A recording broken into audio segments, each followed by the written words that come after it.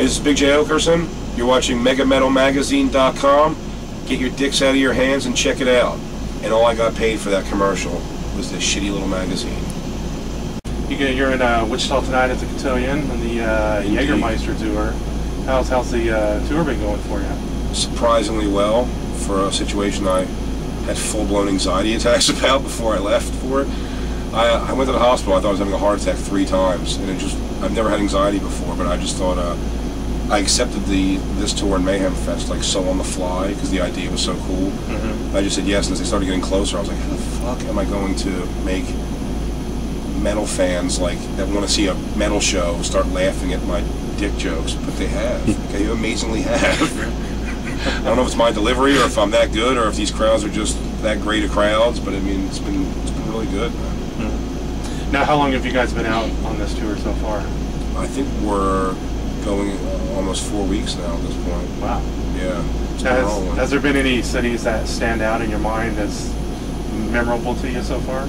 Yeah, I've been telling the crowds lately that they have to make me remember them now because we were in Rochester, Minnesota, and the only thing I remember was staring for an awkward 20 minutes and people gave him like a wide berth too to be able to do this. There was a blind girl while Korn was on with her stick slapping the ground with it, way out of rhythm, by the way, and with her other hand trying to like reach and smack her friend in the ass, and her friend was full-blown retarded, like really, not like haha you're dumb retarded, like chromosome problem retarded, standing in a front kick karate stance, earphones on, cord just hanging, doing this for 45 minutes. And 20 of those minutes I just stared at them in complete awe and disbelief that it was happening. And I go, it brings up a lot of questions. How did they get there? How are they getting home? Do they get to live there as long as they agree to ring the bell every hour? I don't know. Nice. So, you talked about joining this tour and also Mayhem. How did that whole thing come about? Did they approach you, or? I did a TV show called Z-Rock for 2 seasons.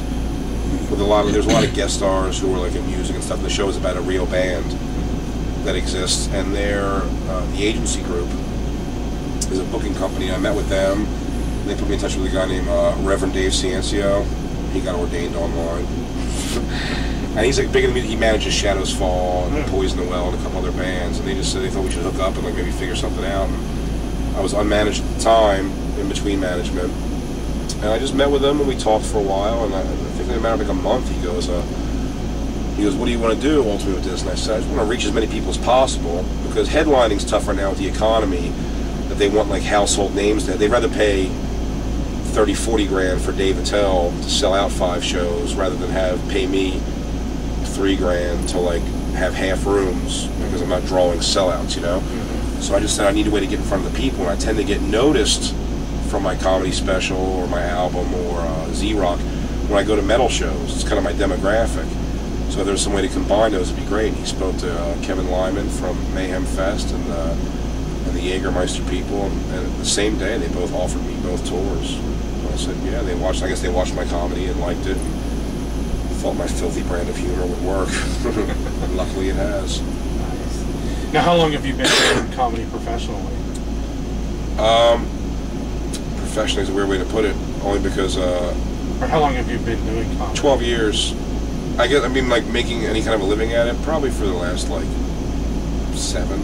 After 5 years I was like living where I wasn't like in dire straits all the time. But I mean, like I did it only comedy almost immediately when I started doing it, and really went through many years of turmoil. And my girlfriend, who became my wife ultimately, she was a waitress, thank God, because that money really sustained us for quite some time. But yeah, 12 years now. It'll be 12 years in September. Was it tough getting your big break? I don't even know if I've got my big break yet, to be honest with you. It was tough getting my name out there. When I moved to New York like 9 years ago and started working those clubs, it's a lot easier to get like acclimated because it's like training in a gym with like, it's like when everybody went out in the 80s to Venice Beach to go to Muscle Beach to become the next Arnold Schwarzenegger. You know what I mean? Like, New York's like the best gym for comedy, so it's like, I'm getting to work every night next to, like, Colin Quinn and Dave Attell, and, like, you know, he's amazing, Louis C.K., and he's amazing comics. You know, Patrice O'Neill, these guys who just, like, taught me so much. And that really is the thing, it's like, you emulate, you kind of watch what they do, and, like, how they work a crowd and stuff, and I got better doing it like that, which I think was like that. So it makes it easier to make your mark if you're, like, a good student of it, I guess, you know. I just kind of developed my own style of storytelling, and it's, you know, it seems to work. People tend to like it. You threw out some pretty big names right there. Is there anybody in the comedy business that's been your mentor or your biggest influence? Two people.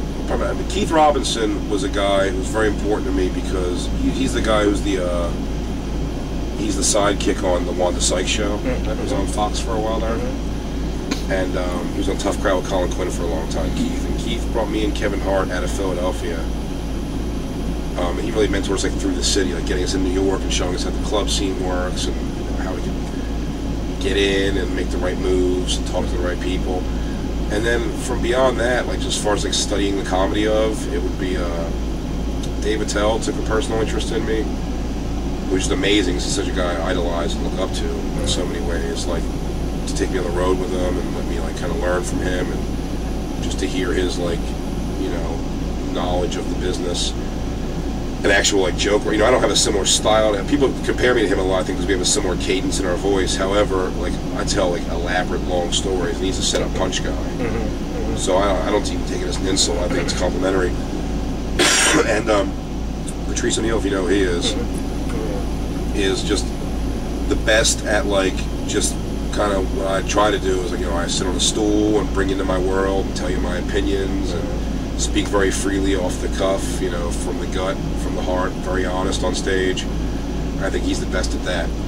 And just by watching those two guys, I just think it's like, you know, I'm like a hybrid. It's almost, you know, it's like Kid Rock, you know, he's like country, rap, heavy metal, rock and roll, southern rock, you know what I mean? It's like I've been a student of comedy for so long before I even did it. Like, I watched, when I was a kid, I used to go to West Coast Video in Philly, just watch. That's all we do is rent comedy things. Excuse me. Never with a dream, really, of being a comedian. When I was 19, a friend of mine, this girl, told me I should try. Just give it a shot, and I did, and it went pretty well. And then I dropped out of college the next day, and then I bombed for 3 months straight. I never did good again for like 3 months. I started off in all-black comedy clubs in Philadelphia. Wow. Pretty tough. Yeah, it was interesting. We used to, we had a buddy, Kurt Metzger, who was a very funny comedian also, was doing very well for himself. We would go up to this black comedy club, we would just get heckled every week. It was, you know, because we were white, the two white guys, you know. And we started going to the DMV. Interesting experiment. We would just sit there, because all kinds of people come in there all day, and just sit on a bench and, like, just to each other, as people would walk in, we would just try to, like, deconstruct the person. To each other, not to make somebody feel bad, because it's like, oh, this guy, his wife looks like this is what he does for a living. That's funny, we do that all the time. Yeah, this is his, you know, this is what this shithead eats, and that's the only thing of this, and this is the movie he has, and this is his DVD collection. Just to get good. So the thing is, when you get up in these black clubs, they'd be like, you corny white motherfucker, and then just be able to, it's like, turn around and just, like, if I could see you, you're done. And then that just kind of scares the rest of the audience into being like, maybe I should shut up and listen. And I just try to get better at that for the years. And I mean, I also pandered after a while. It's so funny, if anyone who knows me any kind of well, it's like always been, I mean, I like music across the board, but I mean, like, you know, I've been going to, like, metal shows since I was, like, a kid. Like, I've always been, like, a metal-head at heart. And just wearing, like, FUBU jerseys and baggy jeans with, like, the one leg rolled up, and Timberlands with the laces. I mean, I'm Jewish. I have a big silver chain with, like, a cross. Just trying to anything to make black people like me a little bit more. I did BET 3 times, Comic View. 3 times I did that show. Nice.